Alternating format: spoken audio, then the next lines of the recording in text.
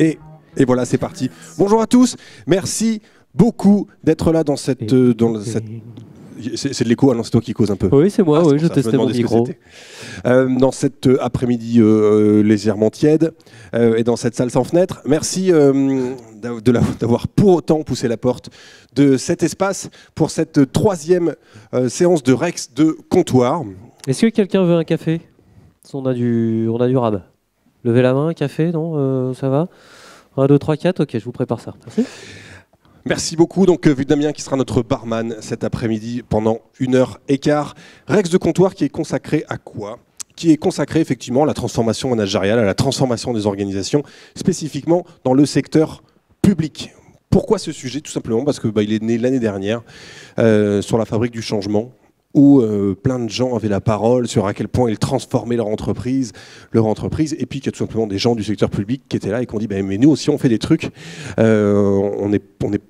on n'est pas forcément à la traîne, il y a aussi plein d'initiatives qui se font dans le secteur public, et ça tombe bien parce qu'il y a aussi plein d'autres responsables RH ou d'organisations dans le secteur public qui sont à l'affût, qui sont curieux de savoir ce qui se passe aussi dans d'autres organisations, et c'est pour ça que on a souhaité mettre en place deux Rex, une aujourd'hui, une demain, avec que des responsables de structures, aussi bien des collectivités locales que des entreprises publiques, qui viennent parler de leur expérience et surtout de leurs projets.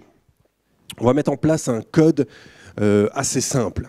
Le risque de toutes ces tables rondes de gens qui débattent, qui racontent ce qu'ils ont fait, c'est qu'ils finissent par parler comme dans un édito de newsletter, c'est-à-dire avec plein de phrases hyper ambitieuses, avec plein de concepts qui ne veulent rien dire, et où quasiment il n'y a jamais de nuages. À chaque fois que vous avez besoin de preuves, ou que vous commencez à moins y croire, vous levez la main comme ça et vous la secouez. À chaque fois que vous vous dites « il est en train de nous enfumer », voilà, vous n'hésitez pas, vous réagissez, et comme ça sera le signal pour nous, pour aller chercher effectivement, pour aller chercher du concret, pour aller chercher de la preuve, pour aller chercher ce qui s'est réellement passé, et non pas ce qui est assez naturel, c'est d'essayer de vendre ce qu'on a fait, parce qu'on a toujours envie, on en est fier, et tant mieux. Mais d'un point de vue pédagogique, moi j'aurais le souci que vous partiez d'ici avec vraiment des envies de reproduire, des envies d'essayer, et ça passera par le plus de sincérité possible. Je vais vous demander s'il vous plaît de faire un tonnerre d'applaudissements aux 3 personnes qui ont accepté de venir boire un coup avec nous cet après-midi. Elles s'appellent Marie-Agnès Garcia, Aurélia de Port-en-Parc et Céline Morillon, et vous pouvez les applaudir s'il vous plaît.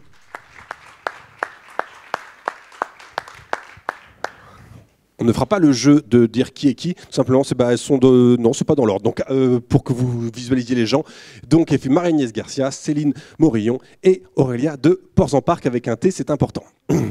Première question, mesdames, est-ce que vous voulez boire un truc? On a du café, on a du vin. Qu'est-ce qu'on a en vin cet après-midi? En vin cet après-midi, un petit Saint-Chinian, qu'est-ce qu'on a? Un petit saumur champigny, ça c'est pour les rouges, et puis pour les blancs, on est sur un petit chablis, et on est sur un petit Sancerre, voilà. Ils sont servis à température grâce à cette magnifique machine, dont nous ne ferons pas la promotion car nous n'avons pas le temps, qui permet de chambrer et de servir à température un verre de vin à domicile, comme dans un café ou un restaurant spécialisé dans les dégustations de vin. Merci beaucoup pour cette page publicitaire. Rien? Non? Un café? De l'eau? Je sens que personne... Un Sancerre. Eh ben ouais, moi je vais te suivre. Exactement. Ça suce que si long, Sancerre. Allez, voilà. Oh la vache. Merci beaucoup. Ce que je vous propose, mesdames, c'est de rapidement présenter effectivement ce que vous faites, qui vous êtes, dans quelle organisation, en 3 mots. Rapidement, Aurélia, on commence par toi, c'est parti. Ils vont l'allumer, ils vont se rendre compte que tu parles dedans, à la régie, et ils vont faire en sorte que ça marche. Oui, non? Non, si. C'est bon. Alors, Aurélia de Port-en-Parc, je suis DRH de l'agglomération et de la ville de Pau. Pour faire bref, c'est un territoire de 165 000 habitants et les collectivités qui en fait sont mutualisées comptent 3 000 agents. Merci beaucoup. Céline, qui es-tu? Donc Céline Morillon, moi je suis responsable du développement de l'e-administration et de la relation aux usagers dans la direction de la relation aux usagers à la ville d'Angers. Formidable. Et Marie-Agnès Garcia, donc la dernière. Je suis la caisse primaire de Maine-et-Loire. Je suis directrice de la caisse primaire de Maine-et-Loire. Donc c'est à peu près 600 salariés et on couvre 600 000 assurés dans tout le département. Et on verse à peu près 2 milliards d'euros dans le département en financement des hôpitaux, remboursement de soins, enfin tout ce que vous connaissez en tant qu'assuré social. Vous êtes toutes les trois fonctionnaires? Non, pour ce qui me concerne. En fait, nous sommes chargés d'un service public, mais on est un organisme de droit privé. Fonctionnaire, oui. Fonctionnaire. Fonctionnaire et Aurélia, aussi. fonctionnaire également. Non, mais je trouve ça intéressant parce que je sais qu'on donne pas assez souvent la parole aussi aux fonctionnaires sur ces questions de transition managériale et que souvent on n'associe pas vraiment le mot fonctionnaire à le mot innovation, etc. Et donc c'est bien ici qu'on le rappelle, en faisant du militantisme et changeons les choses et notamment la vision qu'on peut avoir de certains services. Aurélia, je vais commencer par toi. Parce que je rappelle qu'il y a un T dans ton prénom et que rien que pour ça, ça vaut le coup qu'on commence par toi. Oui. Pas dans le prénom, dans le nom. Et donc, pourquoi on vous a invité, tout autant que vous êtes? Aurélia, toi, je fais un petit peu rapidement le contexte que tu me racontais. Et effectivement, aux dernières élections municipales, changement de majorité, c'est donc nouvelle équipe. Pour ne pas le nommer, c'est François Bayrou qui est élu et qui vient avec la volonté, effectivement, de changer pas mal de choses. Et il se trouve que du coup, il y a une nouvelle équipe, un peu des GS qui se met en place, avec justement cette volonté de retourner la table un peu quand même, sur le surpôt et sur l'agglomération. Ça, c'est un peu le contexte. Et voilà, une envie de changer, de réformer. Ma première question, c'est pourquoi elle venait d'où cette envie de changer? Qu'est-ce qui n'allait pas pour qu'on ait envie de changer? Quand tout va bien, on ne change rien. Alors c'est clair qu'en 2014, quand François Bayrou a été élu, les nouveaux élus ont souhaité changer la ville, lui redonner un nouveau souffle, avoir de nouveaux projets. Et on ne peut pas transformer l'action publique sans se transformer de l'intérieur. C'est un peu comme le bifidus actif. Hein. Quand c'est beau à l'intérieur, c'est beau à l'extérieur. Donc il fallait vraiment qu'on change nos façons de faire. C'était osé, mais j'ai bien aimé quand même. Ouais, il fallait la faire. Le bifidus, tout ça. Le bifidus. Oui, non, Le bifidus, ça vous interpelle. Donc pour pouvoir agir, il fallait qu'on change aussi notre administration, qu'on change notre façon de travailler, notre façon de voir les choses. Et pour cela, il fallait agir auprès de l'ensemble des collaborateurs. Donc on a agi sur deux plans. Sur un plan, je vais appeler ça le hard, et sur le soft. Le hard, c'est clairement l'organisation. Pour pouvoir être performant, pour pouvoir avancer, il faut une organisation agile. Donc, le nombre... Avant même que tu nous racontes du coup ce que vous avez fait, comment ça réagit une équipe? On leur dit « Hey, on va tout changer ». Sous-entendu, vous êtes des branques, on garde les mêmes, mais là, on veut une organisation agile, on veut un truc nouveau dans le 21e siècle. Il y a toujours le côté, à la fois c'est enthousiasmant, de l'autre côté, ça veut dire quoi? Enfin, quand on est agent. Alors, c'est vrai que ce sont des passages qui sont très difficiles pour les agents. Je pense qu'ils étaient quand même en attente d'un vrai changement, d'un nouveau souffle. Il y a eu beaucoup de changements de direction. On est passé de 6 ou 8, même pôles, à 2. Ce qui signifie effectivement des agents qui sont sur le carreau, des directeurs qui sont sur le carreau. Tout a été fait avec une certaine forme de bienveillance. Ceux qui vraiment voulaient partir sont partis. Ceux qu'on pouvait replacer ont retrouvé des postes. Alors c'était des postes de directeur adjoint, c'était des postes de chef de projet, mais c'est aussi des postes qui sont importants dans la collectivité. Mais effectivement, c'est un changement qui n'est pas facile pour les équipes. Vous avez commencé, vous, par un gros secouage, quoi. Alors, il y a eu un gros secouage. Moi, je n'étais pas encore dans la collectivité à ce moment-là, mais il y a eu effectivement une espèce de bourse à la mobilité où chacun se positionnait sur un poste et la plupart des directeurs ont changé. Ok, donc ça, c'était effectivement un point de départ qui n'est pas neutre. Sur une stratégie de changement, c'est effectivement, on rebat les cartes entre plein de gens, il y a plein de gens dans des nouveaux bureaux et à des postes différents, effectivement, ça joue. Et donc, vous avez changé l'organisation, donc l'organigramme, effectivement, avec moins de direction, moins de lignes hiérarchiques aussi, c'est ce que tu me disais au téléphone. Et donc, personne n'est parti contre son gré, les gens ont été retrouvés. Tu me disais que une des premières choses a été justement de valoriser les gens qui se retrouvaient sur des postes de management de projet et non plus de management des gens. Alors ça, effectivement, c'est une autre facette, c'est que le management, c'est pas que du management hiérarchique. Il y a aussi du management transversal, et parfois c'est plus compliqué que du management hiérarchique parce que justement, on n'a pas ce pouvoir hiérarchique. Et la question, ça a été comment est-ce qu'on valorise ces chefs de projet, ces managers de projet, pour qu'ils aient une vraie légitimité dans la collectivité. Donc là, on l'a fait par des mesures assez simples, et on est encore en train de le faire, c'est des reconnaissances par l'intermédiaire du régime indemnitaire, du salaire, et la reconnaissance aussi dans l'organigramme de la collectivité, où on n'a pas que des directeurs qui sont des directeurs hiérarchiques, on a aussi maintenant des directeurs de projet. Est-ce que on a tendance on pourrait croire que, effectivement, dans un organigramme, notamment d'une collectivité locale, il y a beaucoup de directeurs, mais est-ce qu'il y a tant que ça de managers ? Un directeur est par essence un manager. S'il ne l'est pas, il n'est pas directeur. À 100% aujourd'hui, tu peux me garantir ça à la ville de Pau ? Je pense qu'à la ville de Pau, oui, non, mais je vais mais tant mieux. Je vais le dire parce qu'on y travaille. On y travaille depuis 2 ans maintenant. Ils sont tous formés au management. Hier, les directeurs eux-mêmes, et j'en ai une qui est présente là, qui pourra témoigner, étaient en séance de co-développement sur le management. Donc oui, on les forme au management parce que ça fait partie entièrement de leur métier. C'est pas quelque chose d'accessoire, c'est pas quelque chose d'annexe. Un directeur est un manager avant tout.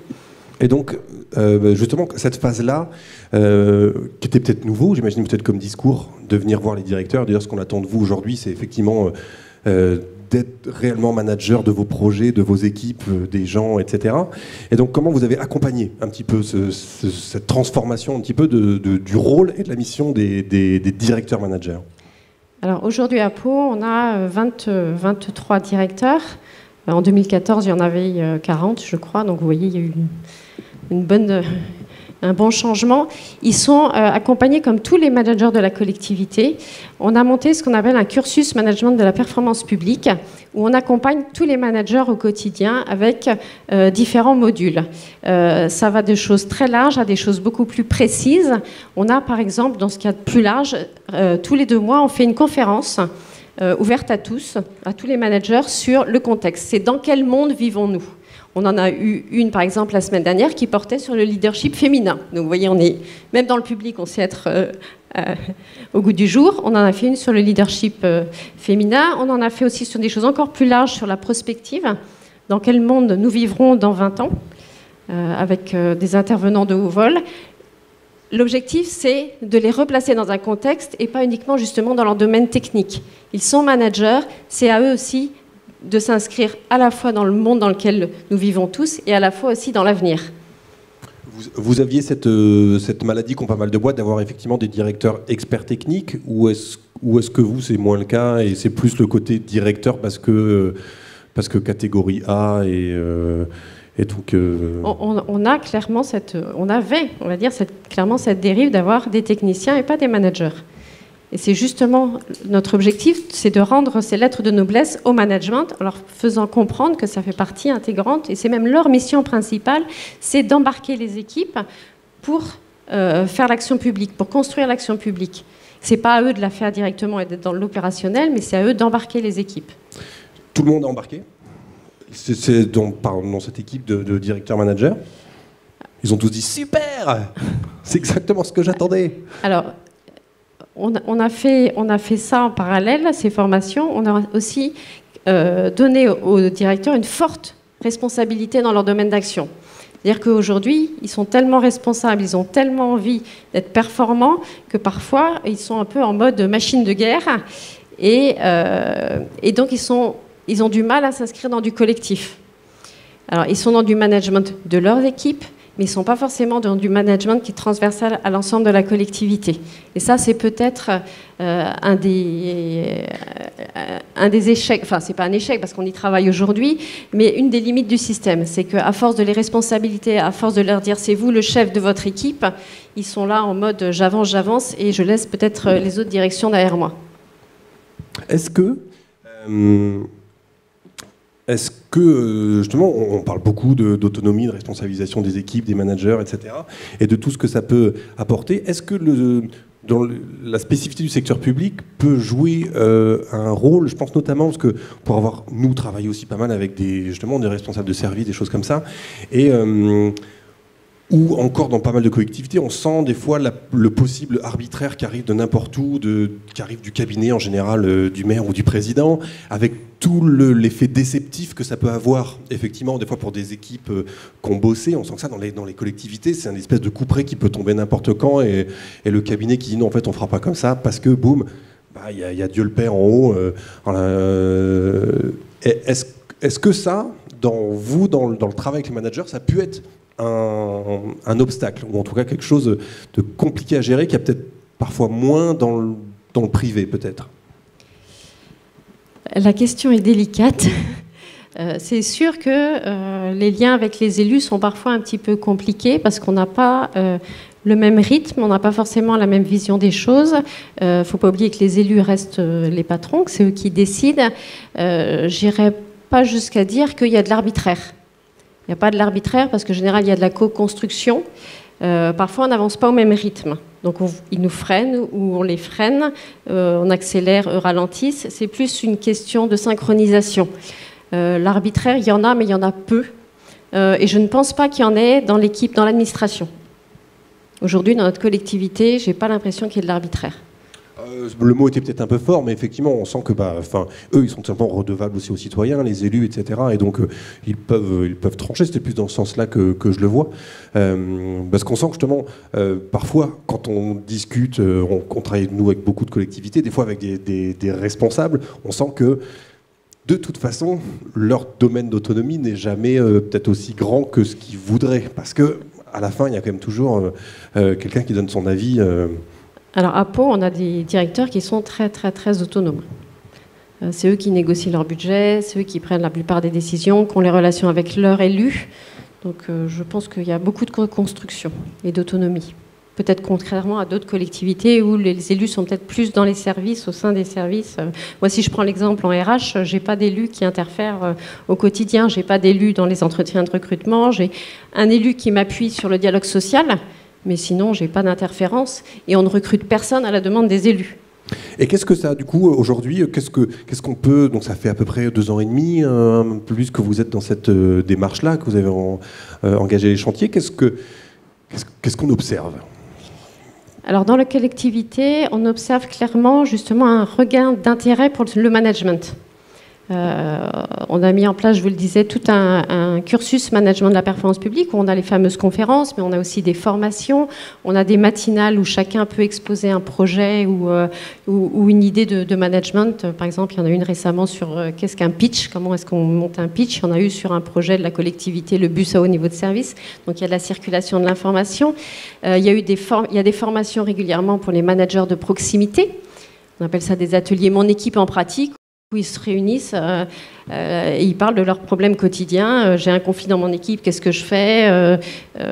Mon agent arrive en retard, je ne sais pas le gérer. Comment est-ce qu'on peut lui expliquer que être correct, c'est d'arriver à l'heure? Enfin bref, plein de choses. Donc on les accompagne tout le temps au continu et les retours sont très positifs. On sent qu'ils ont compris qu'ils devaient faire du management. Je n'irai pas jusqu'à dire qu'ils savent. On sent encore qu'ils ont besoin d'être accompagnés, mais maintenant ils appellent à l'aide. Quand il y a un problème dans une équipe, ils savent le dire et on va rarement jusqu'à la catastrophe ou face à un mur. Et ça, je trouve que c'est un gros progrès. Parce que l'action publique, elle se fait avec tous, elle ne se fait pas qu'avec certains. Et avoir réussi à faire comprendre que le management était important et qu'on n'était pas juste là pour produire, mais on était là aussi pour accompagner et pour s'inscrire dans des projets. Je trouve ça très important. Merci beaucoup.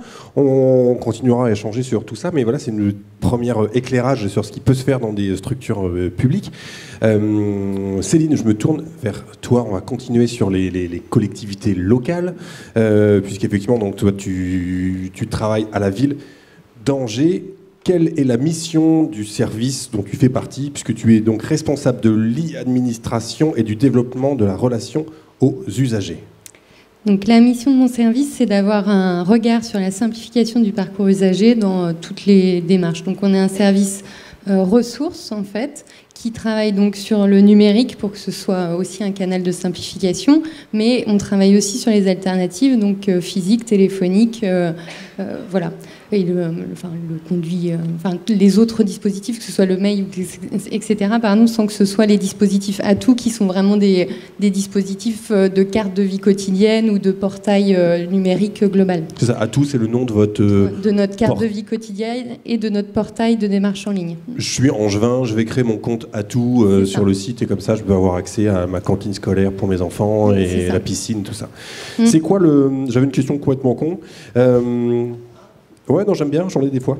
Comme ça, quand je lisais l'intitulé de la direction dans laquelle tu travailles, je me disais, c'est quoi l'intérêt de développer la relation aux usagers ?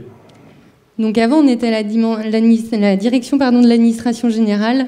Je pense que c'était pas beaucoup plus clair. Donc là, c'est pour montrer qu'on a vraiment notre cœur de métier, c'est la relation à l'usager et que la qualité de l'expérience de l'usager et que c'est bien notre entrée. On est là pour pas pour faire des choses générales, mais bien pour que l'usager il ait la réponse à sa question et que ça se fasse de façon le plus simple possible pour lui et avec le parcours qui lui correspond. S'il préfère venir à l'hôtel de ville, c'est lui qui voilà. Il y a certaines démarches où de toute façon c'est obligatoire, mais s'il peut le faire par un autre moyen et que ça lui correspond, qu'il ait une réponse adaptée à son contexte. Genre pour se marier, quoi. On peut pas encore se marier sur Internet. Ouais. C'est ça. Ouais. Justement, on va parler précisément de ce projet-là. Il se trouve que vous avez entamé donc, depuis quelques mois un projet de refonte globale de tout l'aménagement du hall de l'hôtel de ville à Angers. Pourquoi C'était quoi la commande au départ ? C'est venu d'où ? Alors au démarrage, c'était l'hôtel de ville, enfin le hall de l'hôtel de ville actuel date de la fin des années 70, donc on est sur un équipement qui est vieillissant et qui a des problématiques, notamment en termes de conditions de travail, de bruit, de température qui ne sont pas adaptées, etc. Donc il y avait aussi et puis de mise aux normes qui n'était pas faite, donc il y avait un point de départ qui était un équipement vieillissant et aussi... L'hôtel de ville, c'est ce qui est en face le mail, c'est ça Jardin du Mail, oui. Ouais, c'est ça, ok. Donc il y avait des contraintes et il y avait un besoin de réajuster aussi nos modalités d'accueil aux pratiques actuelles qui se pratiquent maintenant avec l'État, avec les autres organismes publics. Et ça, ce sont les usagers, c'est les habitants qui ont gueulé un peu, j'imagine auprès des élus en mode ça fait suer, c'est mal foutu, c'est moche. Probablement également.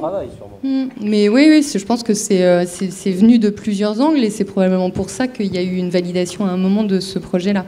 Et donc c'est vrai que la qualité d'accueil du public est vraiment, et la modernisation des formes d'accueil était au cœur des préoccupations des élus dans cette rénovation du hall, mais aussi l'amélioration des conditions de travail.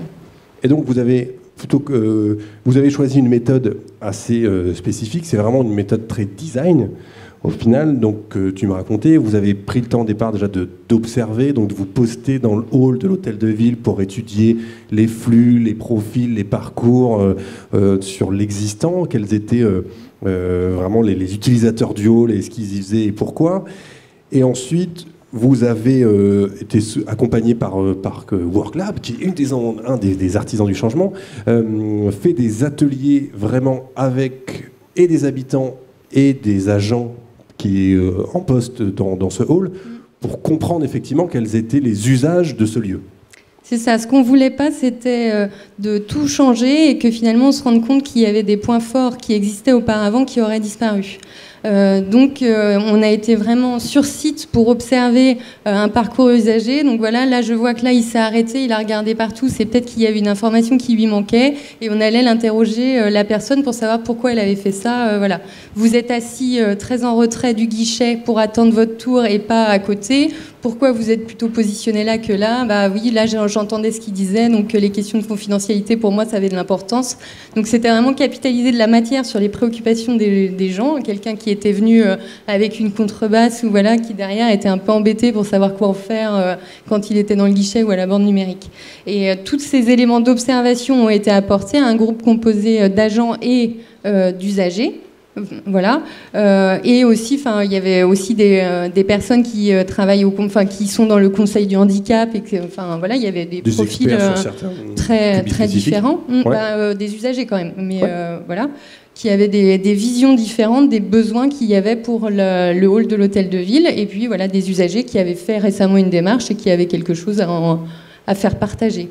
Et donc, de ces constats sont sorties 5 problématiques sur la signalétique, sur la relation en guichet, puisqu'on pouvait avoir par exemple l'agent qui a en face de lui un usager mais qui se retrouve derrière l'écran, ou des choses comme ça, des choses très pratiques, concrètes. Et donc, en prenant des personas, voilà, des faux profils, on se dit quand la personne elle arrive, de l'accueil, etc., qu'est-ce qui se passe, et donc quels besoins ça entraîne dans notre organisation et quels besoins ça entraîne dans l'aménagement. Moi, ce qui m'intéresse dans votre projet, parce qu'il y a à la fois le fait de faire appel à des techniques nouvelles de design, qui est, même si le fait de se poser la question de savoir comment ça marche, on imagine que même les architectes à qui on aurait pu confier le projet d'emblée, ils se seraient un peu posé ces questions, c'est que vous avez fait le choix, en grande partie, de faire vous-même. Qu'est-ce que vous avez fait, par exemple, les entretiens que vous avez fait, l'observation et les entretiens de monsieur, pourquoi vous êtes là, etc., c'est des choses que vous avez fait vous-même ou via une agence dont c'était le métier ? Donc on s'est fait accompagner par WorkLab, mais WorkLab a été là surtout pour nous former, nous, à le faire. Puisque c'était justement le but, c'était de pouvoir derrière nous réutiliser ce qui avait été appris pour des projets peut-être d'une moindre envergure.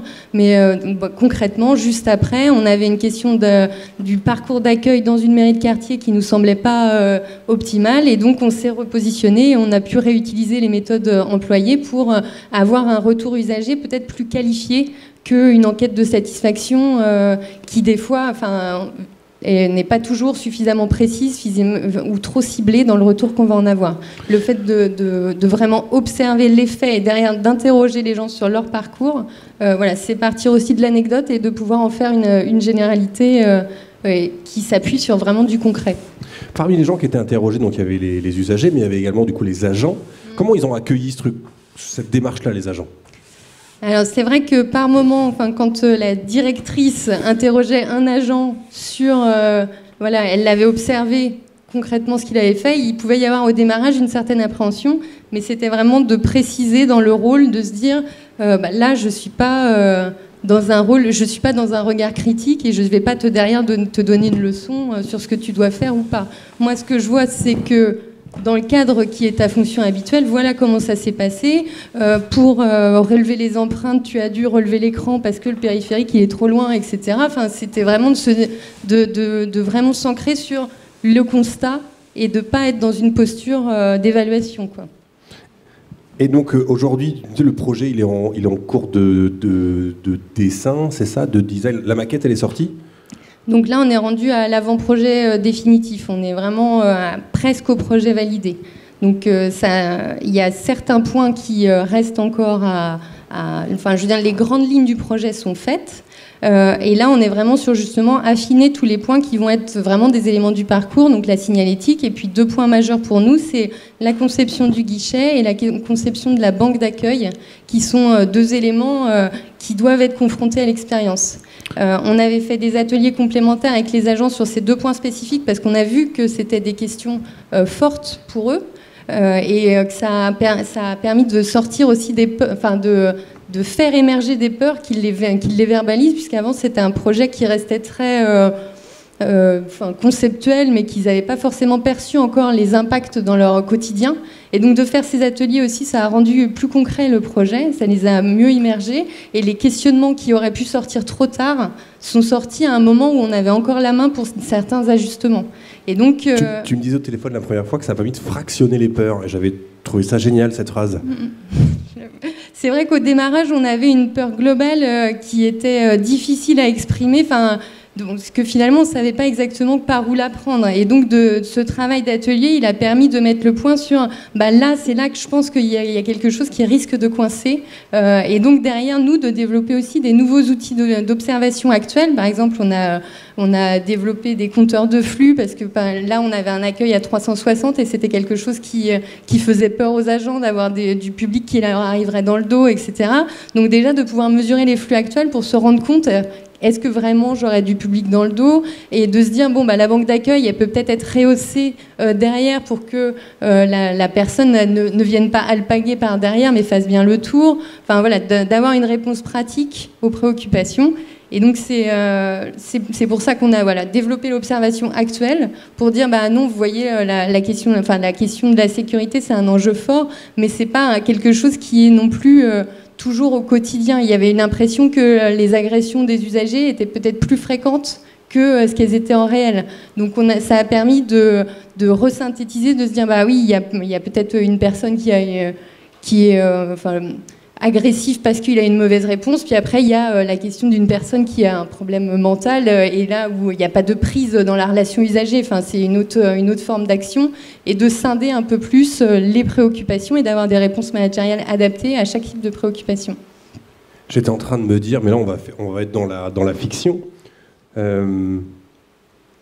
L'avantage quand on confie tout à un architecte et tout ça, qui fait son truc, c'est que si demain c'est pas bien, on pourra le maudire. Qu'est-ce qui va se passer demain, mettons, en fait ça marche pas, ça sera la déception de fait d'avoir associé tout le monde. C'est horrible. Pourquoi je pense à ça, moi? C'est complètement horrible.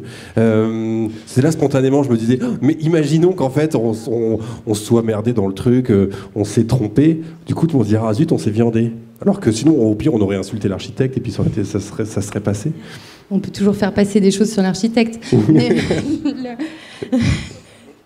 Non, c'est que pour nous, la démarche, elle n'est pas terminée. C'est-à-dire que ce que ça a fait émerger, c'est un besoin de tester. Et donc, on est en train de passer des marchés publics pour pouvoir faire un prototypage, d'avoir une banque d'accueil qui aura 3 cycles de fonctionnement. Avec, au démarrage, on l'a fait fonctionner, on évalue. Vous notez, vous, agents, et nous, notre service est chargé aussi d'évaluer pour les usagers quel impact ça peut avoir. Et de se dire, là, on voit qu'un fonctionnement, par exemple, avec une banque d'accueil où on est debout, ça pose tel problème, etc. Donc, là, c'est quelque chose qui, a priori, nous paraissait meilleur dans la relation usagée, mais finalement, dans le fonctionnement, ça marche pas. On teste une deuxième étape, une banque d'accueil qui est en version plutôt assise, ou alors qui a une estrade, voilà. C'est spontanément, vu de un peu loin, on a du mal à croire ça compatible dans une même phrase, marché public et culture du test. Est-ce que quand on a envie d'aller sur ce genre de méthode, de dire on va essayer un petit peu, puis après on va faire ça, puis on verra bien, ça va, c'est pas trop compliqué de réussir à faire rentrer ça dans des contraintes de marché où il faut, en termes de... peut-être que je fantasme un peu trop la lourdeur que peut représenter des fois les marchés publics, mais ça a été à ce niveau-là ?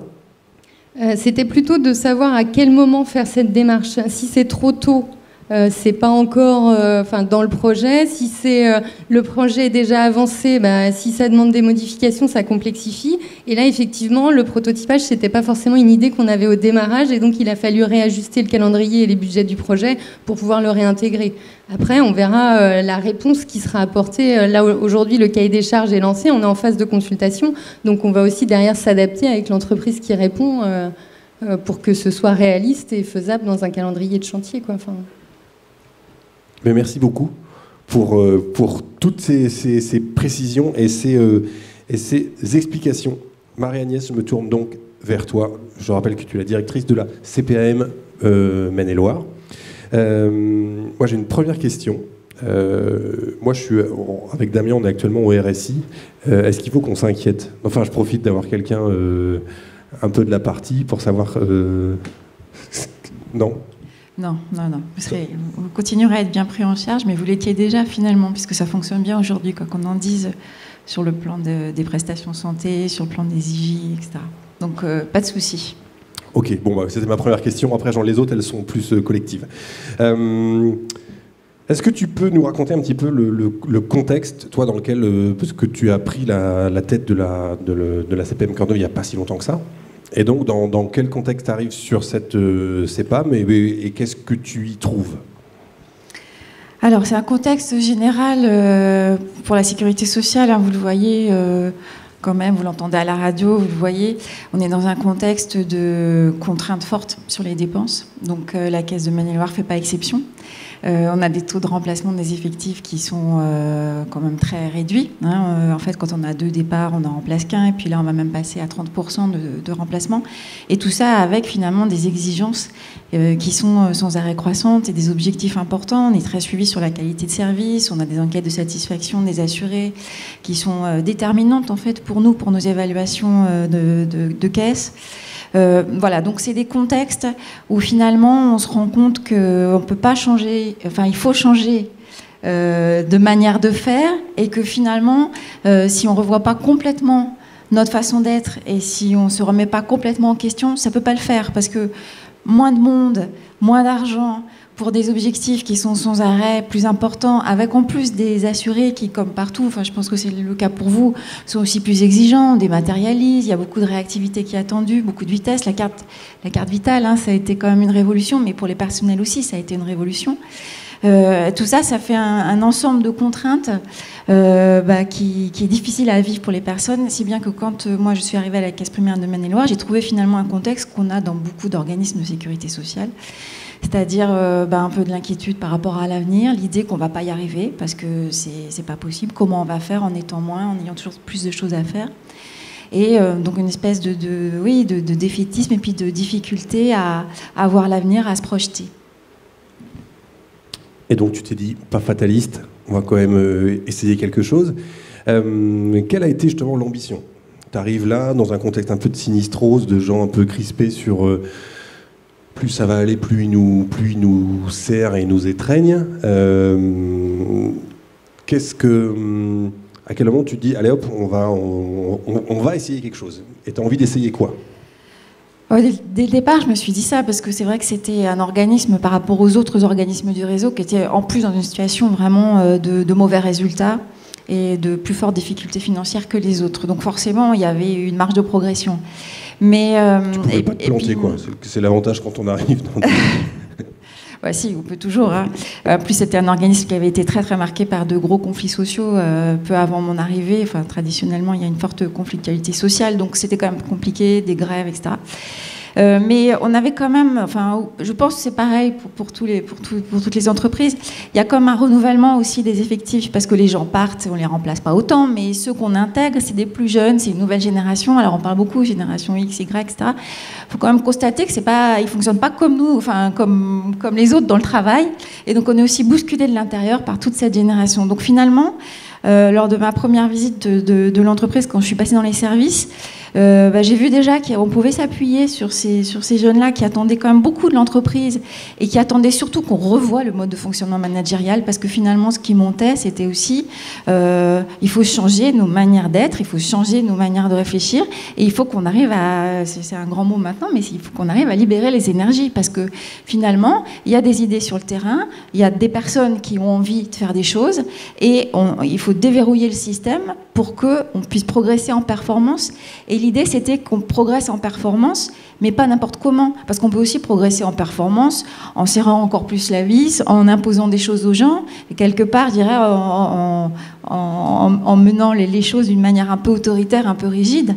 Et j'ai vu que dans cette caisse, de toute manière, c'est pas ma manière de faire, puis c'était pas celle qu'on souhaitait avec l'équipe de direction, mais avec en plus ces jeunes générations et ces nouvelles personnes, c'était pas possible de fonctionner comme ça. Donc on a décidé de parler directement aux salariés, d'organiser. On a organisé 10 jours de travail avec l'ensemble des salariés. 10 jours parce qu'on voulait vraiment avoir sur chaque journée pas plus d'une 60aine de personnes pour vraiment être en échange direct. Donc on a fait des ateliers. C'est 450 à peu près? Non, on était 600 à l'époque. Alors évidemment, depuis, on a bien diminué. On doit être à 540 aujourd'hui. 540. Parce qu'il y a eu des restructurations qui ont fait qu'on a aussi récupéré du personnel d'autres organismes. Mais oui, donc on a d'abord essayé de favoriser l'expression des personnes pour voir quelles étaient leurs attentes. Et là où le bas blessait, je dirais. Ce Ce qui est beaucoup remonté, c'est des problèmes de communication interne, des problèmes de management, hein, puisqu'en fait, c'est ça aussi que les gens nous disaient, c'est pas possible, on nous écoute pas, nos idées sont jamais prises en compte. Et le problème chez nous, par rapport au privé, c'est que les gens, quand ils sont pas contents, ils partent pas. C'est-à-dire que quand vous êtes dans une entreprise privée, puis que ça vous convient plus, le travail, souvent, enfin, peut-être un peu moins dans les périodes où il y a du chômage, mais vous cherchez ailleurs, vous partez. Mais nous, les gens, ils rentrent chez nous parfois par hasard, après ils s'attachent, ils s'y plaisent, et ils y trouvent des avantages qu'ils ne trouvent pas ailleurs. Et donc au bout d'un moment, quand le travail ne leur plaît plus, quand il y a du désintérêt, quand ça ne fonctionne pas comme ils veulent dans leur équipe ou avec leur manager, ils se mettent en retrait.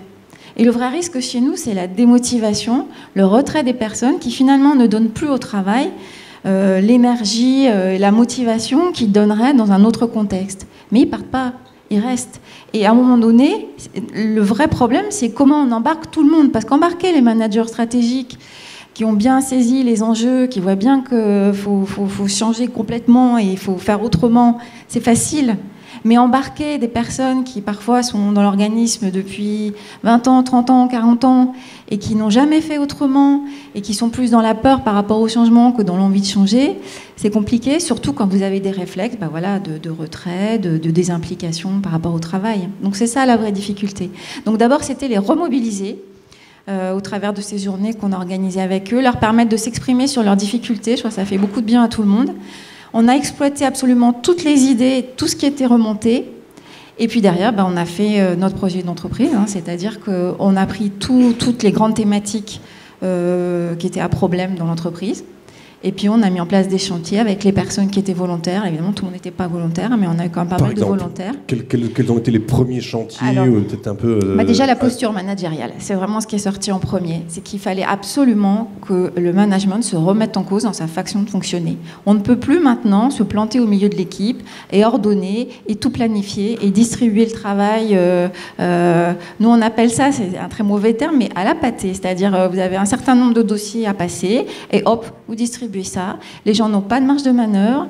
Ils ont leur travail planifié pour la journée, pour la semaine, pour le mois. Quand ils voient des choses aberrantes, parce que parfois ils le voient, c'est des idées qui ne remontent pas, on continue, on est dans ses habitudes, et puis surtout on travaille en silo, il n'y a pas de transversalité. Voilà, donc on a travaillé sur la posture managériale, ça a été vraiment notre premier chantier. On a formé, alors c'est pas des formations classiques, hein, c'est ça aussi, c'est qu'on en avait un petit peu marre de toutes les formations bateau, j'apprends à faire du management en faisant des outils, parce que c'est pas ça qu'il faut faire, en fait, c'est pas parce qu'on apprend des outils qu'on est un bon manager, c'est quand on travaille sur comme on est, parce qu'on manage comme on est, et finalement si on réfléchit pas sur sa façon d'être avec les autres, la façon d'apporter de la considération aussi aux personnes de son équipe, de les écouter, de prendre en compte leurs idées, et ce qui veut dire aussi un peu lâcher prise par rapport à certaines thématiques de planification, d'organisation du travail. Si on ne fait pas ça, il n'y a rien qui va changer. Donc en fait, on les a fait accompagner dans la durée, avec d'abord, vraiment, ils sont tous partis à l'extérieur par petits groupes pour travailler pendant 2-3 jours sur leur façon d'être, leur façon d'appréhender l'autre, etc. Et puis après, on a mis en place des systèmes de co-développement. J'entendais Aurélie tout à l'heure qui disait ça, où on a des managers qui ont été volontaires pour devenir facilitateurs dans l'entreprise et qui organisent du co-développement pour leurs collègues. Et donc on a créé comme ça une communauté managériale. Et puis derrière, comme ça ne suffit pas d'embarquer les managers, il a fallu aussi après embarquer les équipes. Donc ça c'est un des thèmes, mais il y a le thème de la communication qui est très important dans nos équipes. Si les gens ne comprennent pas pourquoi il faut changer, que c'est de l'argent public, on ne peut pas continuer à penser qu'à un moment donné l'État va lâcher des postes et va lâcher de l'argent davantage, et que donc il faut faire avec ce qu'on a, et que c'est possible de faire avec ce qu'on a si on est plus motivé, si on donne plus. Si on n'arrive pas à expliquer ça aux personnes, ça ne sert à rien. Donc ça, c'est beaucoup d'efforts de communication sur les enjeux, sur le sens de ce qu'on fait. Comment ça a été accueilli, cette ambition, ce programme-là auprès et de la population de managers et de la population on dit pas agents chez vous, on dit collaborateurs? On dit quoi? Si, on dit agents, c'est pas un très beau terme, mais oui, on dit agents. Au début, beaucoup de méfiance.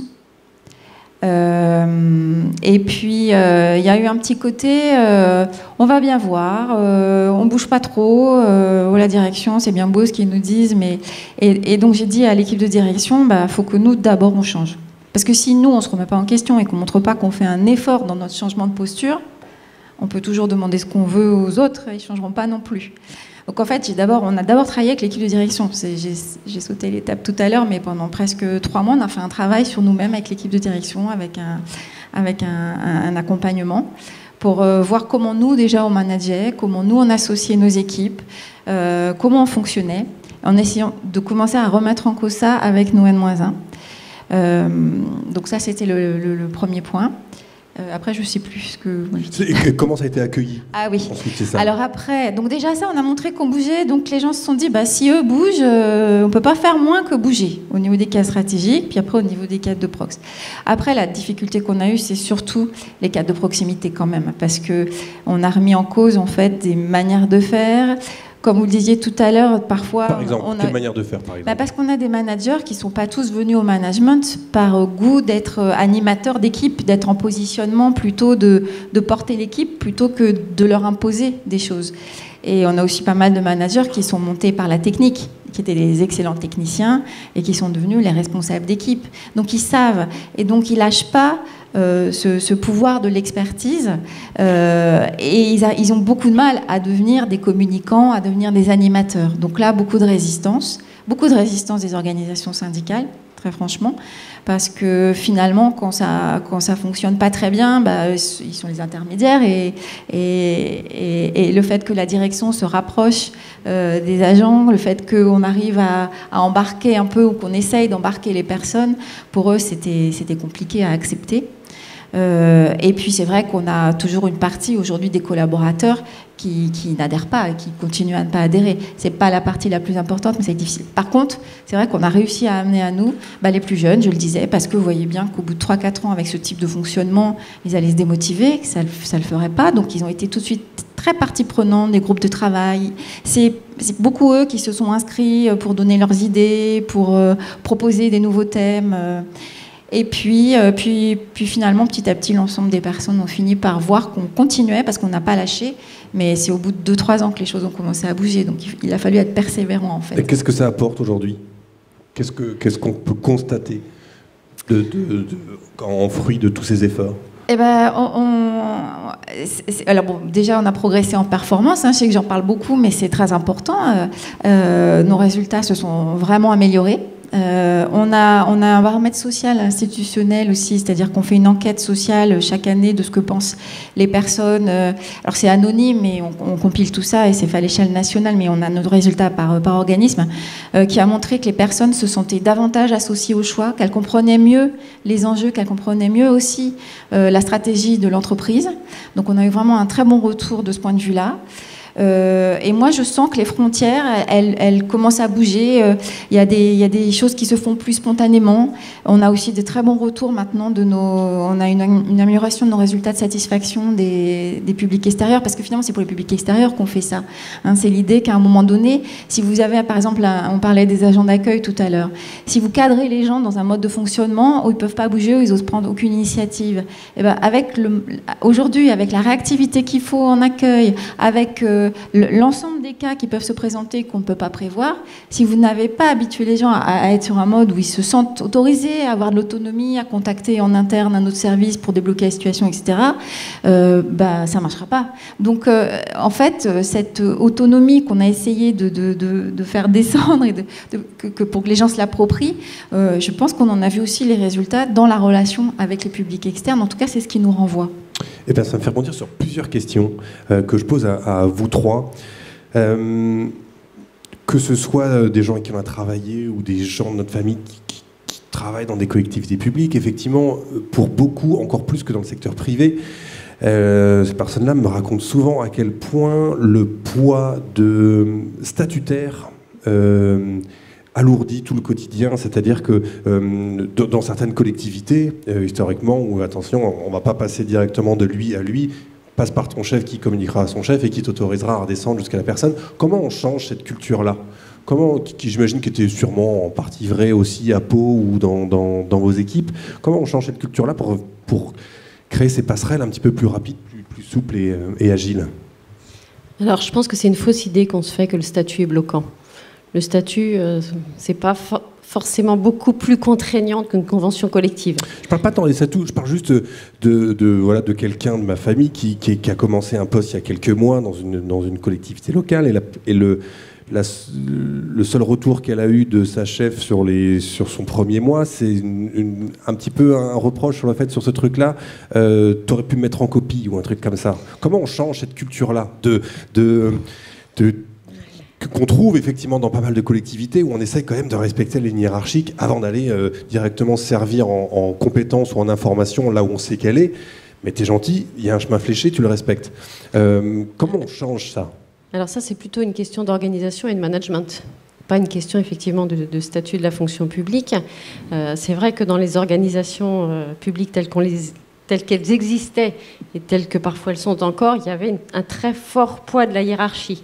Ce qu'on essaie de faire justement, c'est de faire en sorte qu'il y ait moins de hiérarchie, donc moins de niveau hiérarchique, pour que l'information circule plus facilement et que les gens soient responsabilisés.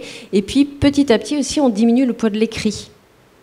Parce que se passer de l'écrit, c'est aussi obliger à la confiance. Avant, on avait tendance à tout tracer, faire des notes qui prenaient des années et des années. Note, monsieur le directeur, sous couvert 2, sous couvert 2, sous couvert 2. Et effectivement, ça obligeait à respecter une ligne hiérarchique qui était complètement figée et puis qui obligeait à des processus qui étaient très longs. Aujourd'hui, en aplatissant en quelque sorte l'organisation, on arrive à avoir des liens plus directs et on essaye, autant qu'on peut le faire, de réinstaurer une forme de confiance. Et ça dépend que de la culture managériale. Du coup, ça mène à ma deuxième question. Je vous entends tous parler, effectivement, dans votre projet, il y a une grosse part on a formé les managers. Où est-ce que vous les recrutez, vos managers ? Enfin, vous les recrutez mal ou vous les recrutez pas au bon endroit ? Comment ça se fait que c'est à vous de faire tout le boulot pour avoir des managers compétents qui savent manager ? Oh non, parce que ce qu'on a dit, c'est qu'on est confronté au problème aujourd'hui que connaissent toutes les entreprises. Hein. Je ne pense pas qu'on soit très différents. Si ce n'est que chez nous, il y a effectivement cette question. Je dirais qu'il faut être presque un meilleur manager chez nous. Je vais vous dire pourquoi. Parce que on n'a pas le choix. Je veux dire, moi, dans une entreprise comme la mienne, on licencie très rarement. Voilà, il y a des protections, on peut licencier, mais faut vraiment. Donc, on n'a pas ce bâton-là, et puis on n'a pas non plus la carotte, parce que quand même, faut être clair. Moi, aujourd'hui, je suis pas en capacité de donner des super primes à un agent qui aurait vraiment explosé ses objectifs. Donc, à un moment donné, quand vous n'avez ni la carotte ni le bâton, je le dis un peu brutalement par rapport à des collègues avec lesquels je parle qui travaillent dans le privé, vous devez, pour motiver les gens, vous devez bien agir sur d'autres leviers. On n'a pas le choix. Et nos leviers à nous, ça va être le sens. Parce qu'on a quand même des collaborateurs dans l'ensemble qui sont très attachés aux valeurs du service public, qui sont très attachés à bien servir les publics externes. Ça, toutes les enquêtes internes le montrent et il suffit d'échanger pour savoir que les gens sont très attachés à leur métier. Et puis, au-delà du sens, c'est effectivement l'énergie de la vie d'équipe qu'on est capable de développer. Et donc, pour ça, il faut être un super manager. Parce que finalement, il faut arriver à susciter une motivation sans levier évident de motivation. Et vous disiez tout à l'heure, qu'est-ce qui fait qu'on bouge ? Moi, je dirais, il y a aussi l'exemplarité, c'est très important. Montrer que soi-même, on accepte d'être bousculé quand on est dirigeant d'une entreprise, qu'on accepte de parler effectivement en direct avec les collaborateurs en prenant des risques parce qu'on peut avoir des questions pas possibles. Nous, on a mis en place des chats internes, par exemple sur la politique de rémunération, où les gens avaient fait remonter qu'ils ne comprenaient rien, que c'était pas juste, c'était inéquitable. On a mis en place un chat où la direction, parce qu'on a beaucoup de sites pour que tout le monde puisse participer, on a eu des questions des fois un peu perturbantes, mais du coup on a accepté ce jeu-là. Il y a pas mal d'éléments. Nous, on a mis en place un portail collaboratif pour que les gens fassent des groupes aussi entre eux, et ça décloisonne les services, et donc ils créent des groupes par centre d'intérêt, ils communiquent comme ça entre eux. Donc il y a pas mal de leviers quand même. Et on a parlé un tout petit peu, mais ça m'intéressait d'y revenir un petit peu. On imagine que dès l'instant où effectivement on désintermédiarise un peu les relations, aussi bien en supprimant des strates managériales, ça met un peu sur la touche certaines personnes.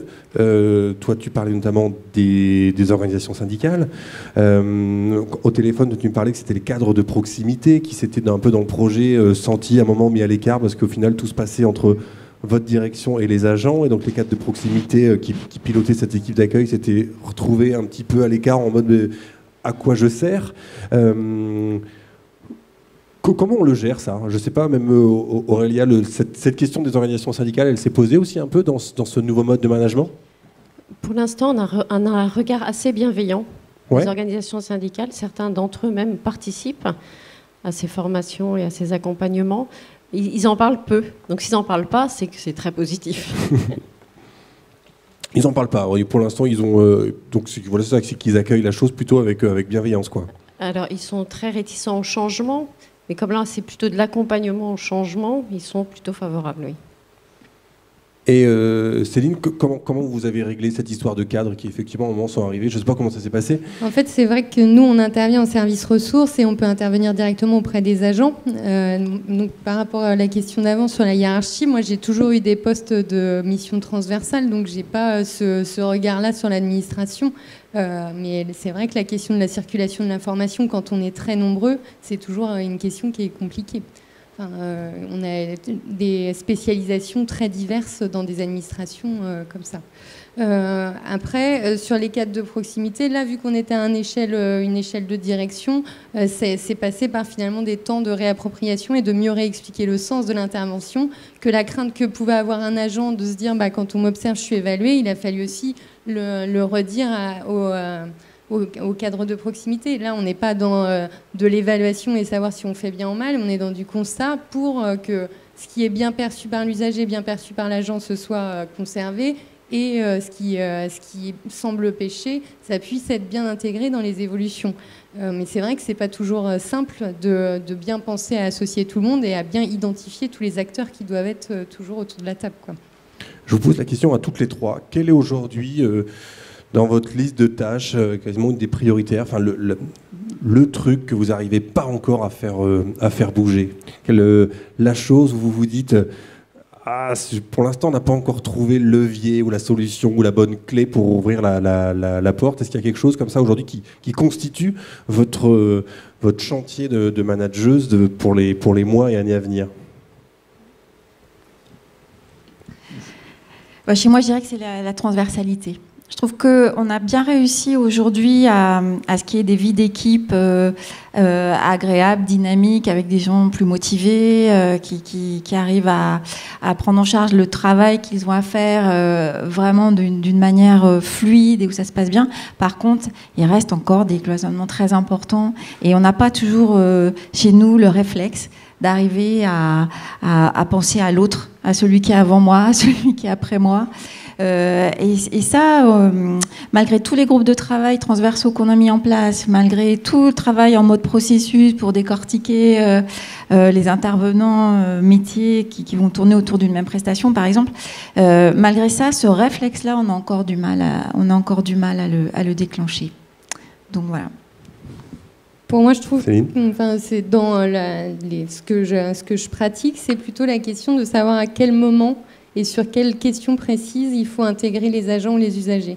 C'est-à-dire, est-ce qu'il faut y aller dès le démarrage sur une vision très large et quitte à peut-être décevoir derrière parce que tout n'aura pas pu être fait, ou est-ce qu'il faut aller plutôt sur des sujets ciblés, et qu'en fonction du projet, ça varie de l'un à l'autre.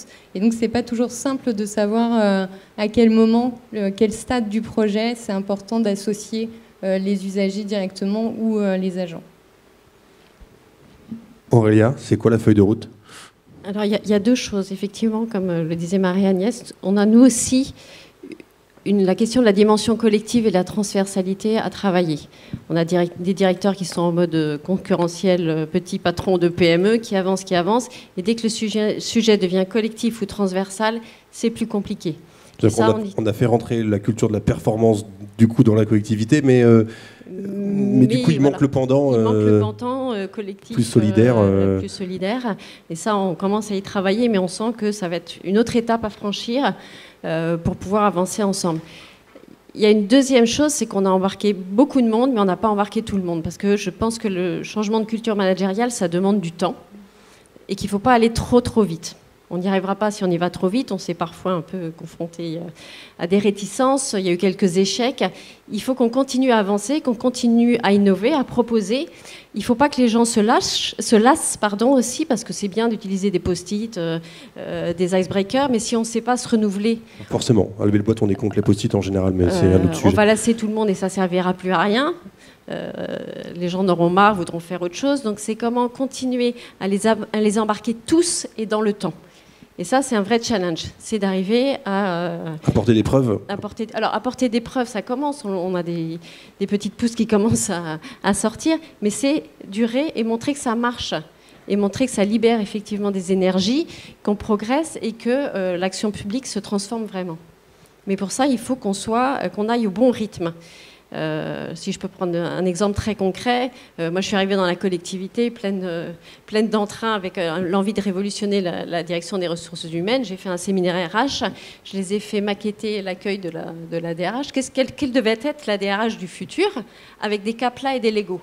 Ça faisait 2 mois que j'étais arrivée, j'en ai embarqué 60%, allez, 70%, j'en ai laissé 30% sur le carreau parce qu'il passait d'un management très directif à un management très participatif et que je suis allée trop vite.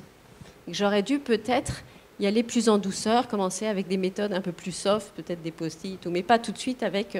ou des copies doubles, un truc qu'ils connaissaient un peu mieux. Des copies doubles. Des copies doubles, des lignes. J'aurais peut-être dû leur des faire copies une note en 3 exemplaires. Non, j'ai essayé le jeu, mais je pense que je suis allée trop vite. Et je les ai vus là progresser petit à petit. Et je sais que si aujourd'hui je recommençais, ça marcherait. Et que j'en embarquerais peut-être pas 100%, mais 99%. Donc un peu de patience. C'est-à-dire qu'il faut y aller, il faut savoir aussi y aller progressivement. Et la révolution peut créer une rupture. Ça, c'est mon impression. Donc après, ça va vite aussi, je trouve, parce qu'au début, c'est vrai qu'il y a des réticences. Nous, la première année, quand on a fait les ateliers d'expression, c'est quand même pas un truc extraordinaire, c'était déjà révolutionnaire. Et au bout de 3 ans, on a fait une journée complète avec des ateliers de théâtre, que ça, tous les agents, en impro un peu, enfin voilà, pas sur des thèmes. C'était un truc génial. Ouais, c'était génial. Et on m'aurait dit ça 3 ans avant, que les gens accepteraient, par groupe d'une quinzaine, de passer une demi-journée à faire des exercices de théâtre, de collectif, etc. Et finalement, ça va vite. Et après, le niveau d'exigence est tel que, par contre, on ne sait plus quoi inventer la fois d'après. Mais voilà, ça va peut aller vite. Mais je pense qu'il faut savoir y aller crescendo, petit à petit, et pour pas non plus brusquer des collaborateurs qui sont parfois proches de la retraite, mais qui peuvent encore... qu'il ne faut pas oublier. Je ne vois pas pourquoi on oublierait... tous nos agents. C'est le moment où vous, cher public, vous allez pouvoir poser une question et en faire profiter de toute la salle de façon à ce que les autres aussi profitent des réponses. C'est parti, si vous avez des questions, on a peu de temps, donc posez-les à nos chers invités. Vous n'êtes pas très nombreux, on peut vous entendre, mais j'ai un micro. Micro, pas micro ? Non, sans micro. Allez, sans micro, super. En fait, moi j'en ai 2, donc si j'ai droit à 2. Oui. On jugera à la fin de la première.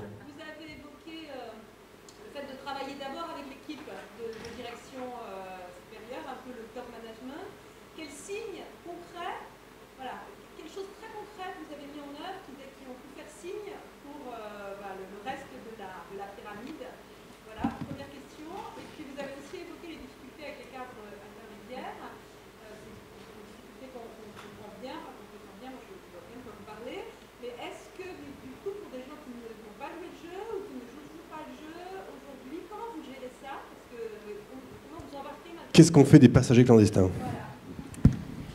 Alors l'équipe de direction, en fait, on n'était pas tous sur la même posture. Hein, donc, on a travaillé en collectif sur l'idée de... Alors, c'est tout bête, hein, c'est déjà d'être plus présent sur le terrain. Vous allez me dire, c'est pas révolutionnaire, mais d'aller directement dans les équipes de techniciens, pas juste continuer à manager en voyant son N-1 toutes les semaines, et puis après, c'est tout. Voilà, donc ce genre de choses. Alors, et donc ça, c'est un truc que vous avez décidé collectivement. Ah ouais, on s'est mis d'accord, j'ai dit, il faut y aller.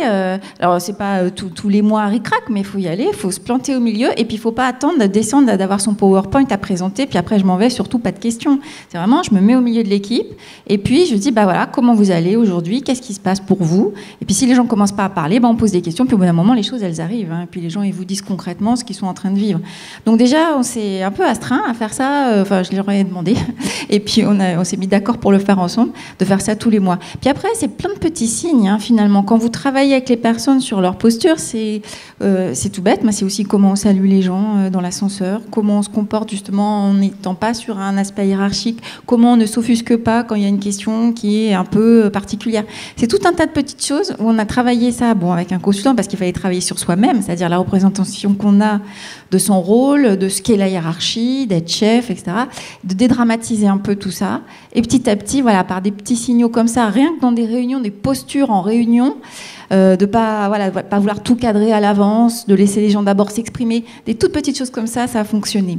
Alors, sur les cadres de proximité, faut être très honnête là-dessus, il y a des gens qui ne changent pas, qui n'y arrivent pas, qui n'arrivent pas à intégrer la nouvelle posture. Il y a ceux qui ne veulent pas, puis il y a ceux qui ne peuvent pas. Ces gens-là, ils payent toujours en francs.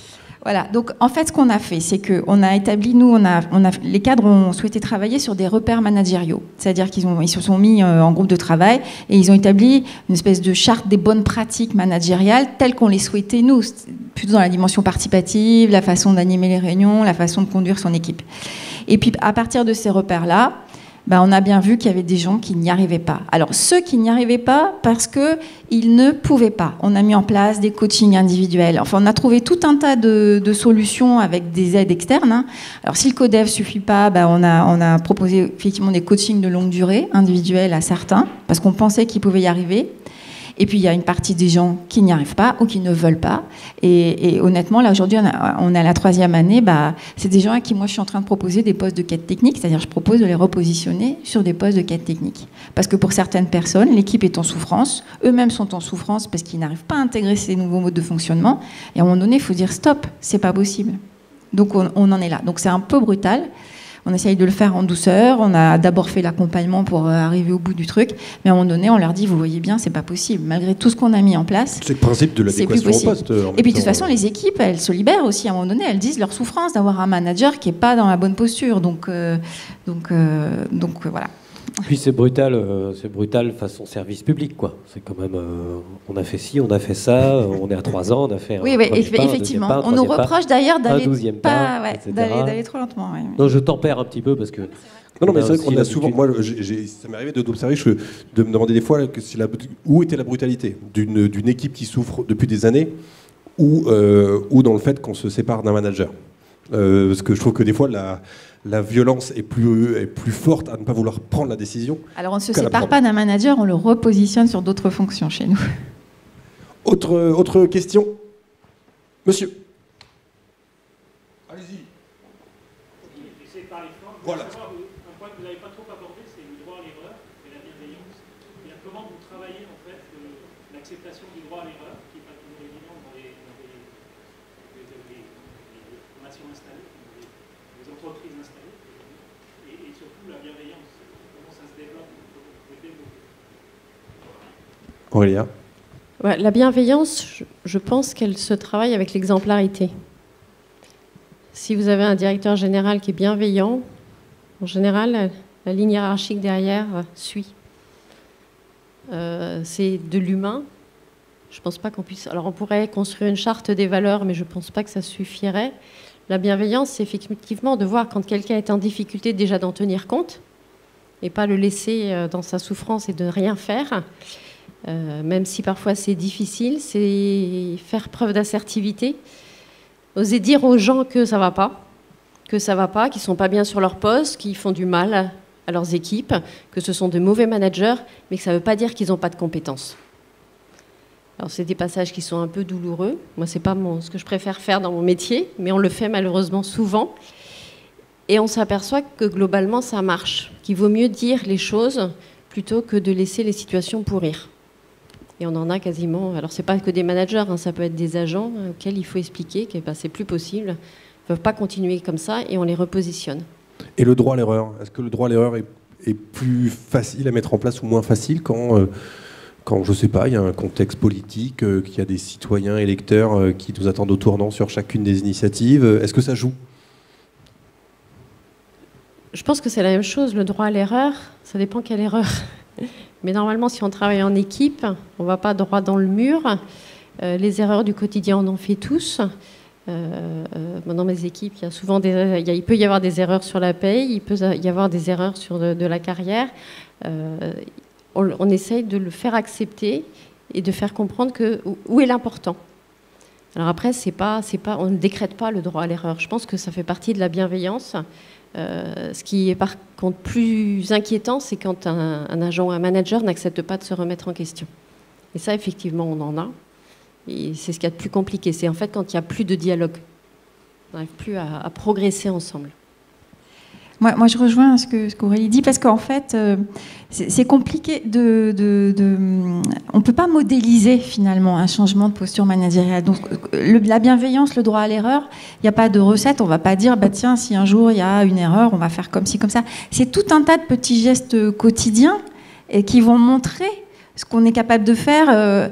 Et donc, en fait, nous, ce qu'on a fait pour ça, c'est la première étape que j'ai décrite, c'est former les managers, mais ces formations-là, c'était simplement réfléchir à le dire et oser dire, et qu'on est dans des cultures, nous, on a soit trop d'empathie, c'est-à-dire on dit rien parce qu'on confond être gentil et puis ou alors on est trop autoritaire et on va dire parce qu'on est un chef et il faut le dire d'une certaine façon. Donc c'est toutes ces petites choses-là qu'on a travaillé, on les a fait réfléchir sur c'est quoi l'autorité, c'est quoi la posture d'autorité, pourquoi ça ne marche plus aujourd'hui, pourquoi il faut être différent et comment moi, tous les jours, je vais essayer par rapport aux personnes avec lesquelles je travaille, de leur apporter de la considération, de leur donner de la confiance, de leur permettre de s'exprimer. Et c'est toutes ces petites choses quotidiennes qui, au bout de 3 ans, font un changement de culture.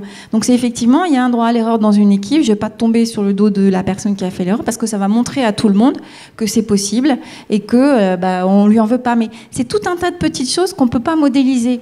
Donc c'est d'abord faire prendre conscience aux managers que c'est ces petits gestes-là qui vont changer les choses et puis après laisser dans le temps la démonstration se faire. Et au bout d'un moment, par strates successives, ça finit par rentrer dans les esprits.